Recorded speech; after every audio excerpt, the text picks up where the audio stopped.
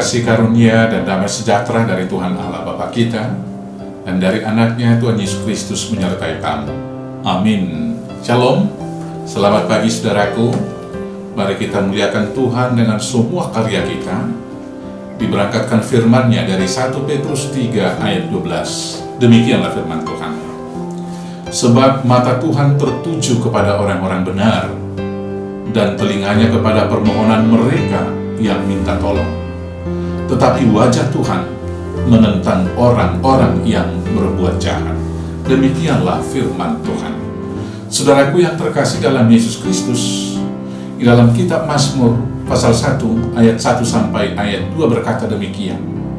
Berbahagialah orang yang tidak berjalan menurut nasihat orang fasik, yang tidak berdiri di jalan orang berdosa, dan yang tidak duduk di dalam kumpulan pencemooh, tetapi yang kesukaannya ialah Taurat Tuhan, dan yang merenungkan Taurat itu siang dan malam. Seandainya firman ini betul-betul melekat dan terukir di hati kita, dan itu kemudian yang menggerakkan, mendorong, memotivasi kita menjalani kehidupan ini, maka kita tidak akan pernah lagi iri atau cemburu melihat orang jahat yang seolah-olah hidupnya lebih sukses, lebih bahagia, lebih berhasil daripada kita. Dan hari ini firman Tuhan menegaskan, sebab mata Tuhan tertuju kepada orang-orang benar, dan telinganya kepada permohonan mereka yang minta tolong, tetapi wajah Tuhan menentang orang-orang yang berbuat jahat.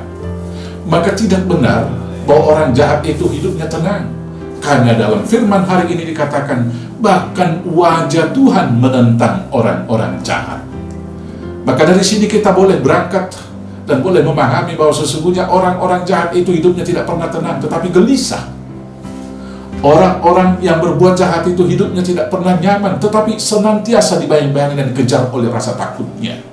Tetapi orang-orang yang hidup dalam kebenaran, dia akan merasa nyaman dan tenang karena telinga Tuhan pasti akan mendengarnya, dan permohonan-permohonan yang kita naikkan juga akan didengarkan oleh Tuhan. Karena itu saudara-saudaraku yang terkasih, ketika menghadapi realitas dunia yang seolah-olah tidak adil, yang pertama, janganlah kita pernah iri melihat jalan orang jahat, karena Tuhan pasti akan menentang mereka. Mereka akan mendapat bagiannya dari dosa yang mereka lakukan. Maka tugas kita sekarang adalah senantiasa hidup di dalam kebenaran, setia melakukan perintah Tuhan, dan selanjutnya dalam segala hal, baik suka dan duka, terutama kalau kita menghadapi pergumulan, senantiasalah berdoa, berdoa, berdoa, naikkan permohonan kepada Tuhan, maka telinga Tuhan pasti akan disendengkan untuk mendengarkan permohonan kita. Karena itu saudaraku yang terkasih, hiduplah bahagia di dalam kebenaran, dan bila ada pergumulan, berdoa dan berseru-serulah kepada Tuhan, maka Tuhan akan menolong. Tuhan Yesus memberkati. Amin. Kita bersatu dalam doa. Terima kasih Bapa atas firman hari ini. Maka biarlah kami dipimpin Roh Kudus hidup senantiasa dalam kebenaran, supaya dengan demikian kami boleh hidup bahagia di dunia ini. Demikian dalam melakukan tugas panggilan, biar itu kami lakukan sebaik-baiknya untuk Tuhan, dan tetap di atas landasan kebenaran, sehingga kami beroleh berkat hanya dari Tuhan saja.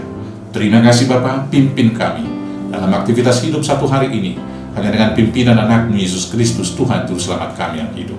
Amin. Selamat beraktivitas. Tuhan Yesus memberkati. Horas, horas, horas.